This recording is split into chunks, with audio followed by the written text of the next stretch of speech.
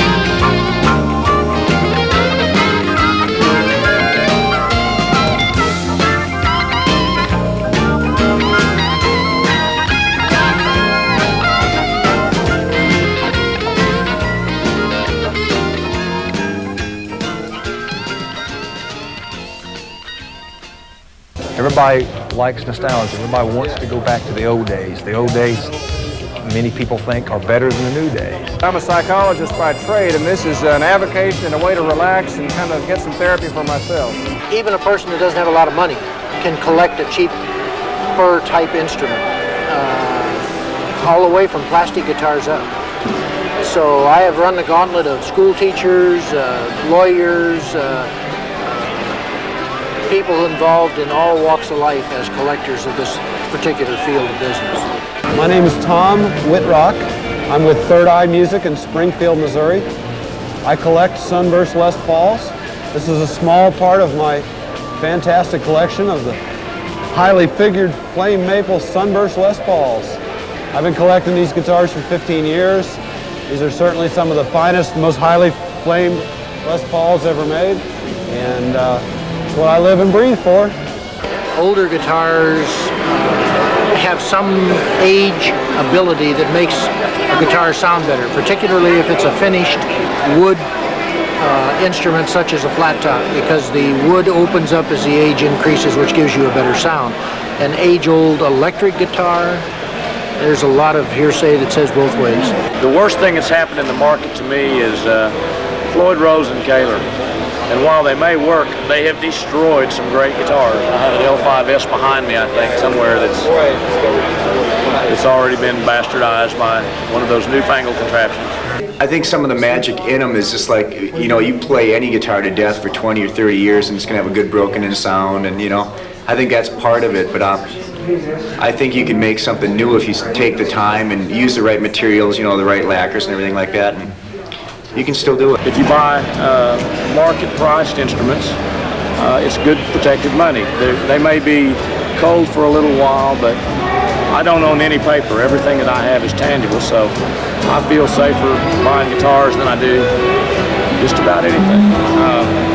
I know that we're seeing people that are stockbrokers putting, you know, big bucks into guitars. That's got to make you consider, maybe think that it's safer than the stock market. We feel like I definitely know more about guitars than I do the stock market, so my money's safer there. It's Tom Van Hoos. I obviously am a nut about Gibson Super 400 guitars. I got interested in these guitars because my favorite guitarist, Kenny Burrell, played one of these years ago, and I thought if I bought one of these instruments, it would make me play like him. These instruments are pretty popular with jazz players, blues players, folks like that, and they've become increasingly popular with collectors like myself and others who appreciate the handwork that went into these instruments. They have hand-carved tops and backs, and they're pretty well finished by hand as opposed to assembly line instruments. I've enjoyed both owning and trading these guitars and playing them, and got interested in writing a book about these instruments. This book's entitled The Gibson Super 400, Art of the Fine Guitar, and it'll trace the history of this instrument, the electric and acoustic versions, from its beginnings in 1935 up to the end of production in Kalamazoo in 1984, and provides a kind of capsule history of Gibson Corporation as well.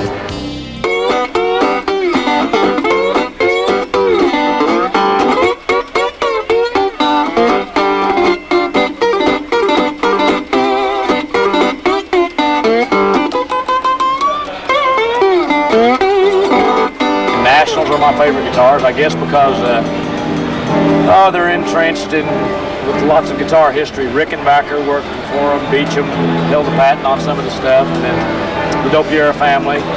And when you get a tri-plate or something from the early 20s or late 20s, early 30s, then you're getting a guitar that these guys actually built. I mean, it was hands-on thing.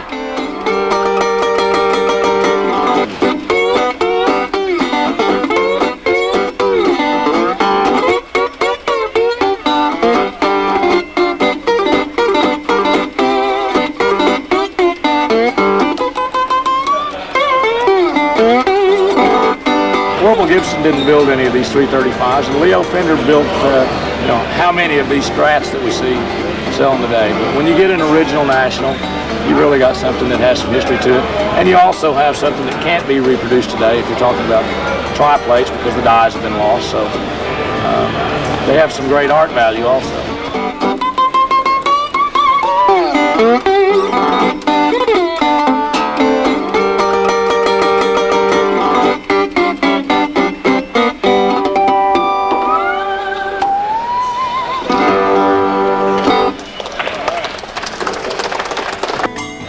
What the Japanese have done to the market is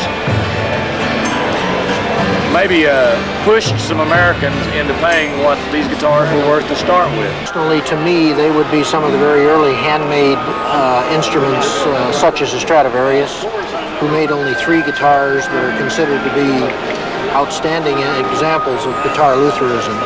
I'm in love with the Gibson archtop from, say, the late 50s, early 60s. Nationals. Got to be. I've got just a real trashed 55 Strat. That's my favorite. So when it comes to electric guitars, I personally like a Gibson Les Paul. When it comes to acoustic, I like the Martins made before 1970 that utilize Brazilian rosewood.